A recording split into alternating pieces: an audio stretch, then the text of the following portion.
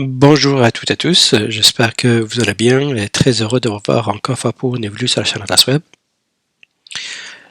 Le partage d'aujourd'hui concerne une extension qu'on peut installer sur Chrome, sur Firefox ou sur Edge.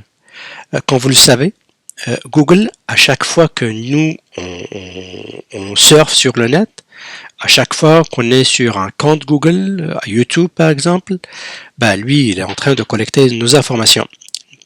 Nos informations, nos façons de faire, nos façons de naviguer, ce qu'on cherche, par la suite, lui, il va essayer de personnaliser et d'offrir quelque chose qui répond à notre besoin. Mais donc, il nous offre un service, soi-disant. Mais en fin de compte, il collecte aussi des informations. Et peut-être qu'il va les vendre à une tierce personne ou entreprise.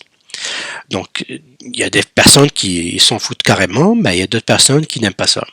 Donc, soit vous allez utiliser des navigateurs qui sont sécurisés, où on va bloquer ou camoufler votre adresse IP, votre façon de faire, ou sinon simplement aller chercher une extension qu'on voit aujourd'hui, extension qui va nous permettre de bloquer les trackers de Google et ainsi pouvoir surfer sans que Google ne se rende compte, ne collecte pas vos informations, votre historique.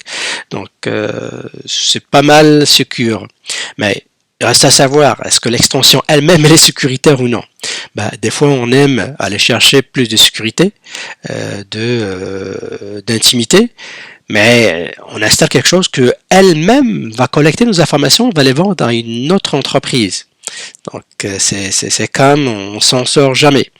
Mais on va faire confiance à l'extension. Donc, soi-disant, c'est une extension que j'ai marquée ici, donc une extension que vous pouvez comme installer. Moi, j'ai mis ici le lien Chrome, mais sinon, il y en a Firefox, il y en a Edge aussi.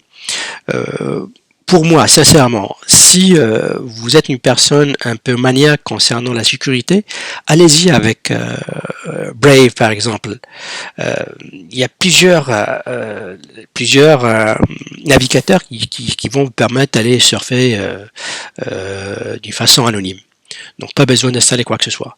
Mais sinon, vous pouvez comme installer cette extension et on va aller sur la page d'installation. Je l'ai ici, donc j'en ai la page d'installation. Je vois ici plutôt pour télécharger télécharger l'extension. Je vois aussi il n'y a pas beaucoup de personnes qui l'ont téléchargé. Là, quand je vois il n'y a que 2000 personnes et plus, je suis un peu sceptique.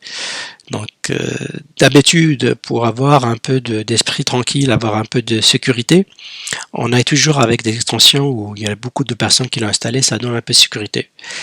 Là, 2000, honnêtement, je vais l'installer juste pour, j'ai déjà installé, juste pour l'utiliser dans la vidéo et partager cette extension, mais honnêtement à 2000, je dirais c'est mieux d'aller avec un navigateur qui camoufle votre identité.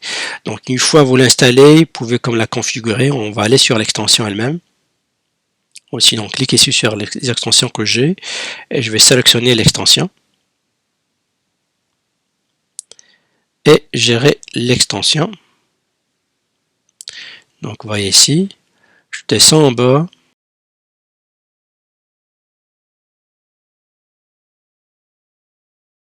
Et ici, option d'extension, je clique. Lui, ça devrait être allow, donc autorisé. Donc normalement c'est comme ça, c'est bloqué, mais je peux comme l'autoriser et c'est bon. Donc on va naviguer d'une façon anonyme. Donc voilà ce que vous pouvez qu'en faire au niveau configuration, pas grand chose, mais comme j'ai dit, il y a 2000 personnes qui ont installé l'extension, je suis pas satisfait. Donc voilà, vous pouvez, pour les personnes qui veulent la tester, vous pouvez comme la tester, sinon perso, moi je dirais d'aller-y avec un navigateur qui camoufle votre identité et ne collecte pas l'information au niveau de votre navigation. Donc voilà pour la vidéo d'aujourd'hui, il me reste juste à vous souhaiter une excellente journée et à la prochaine.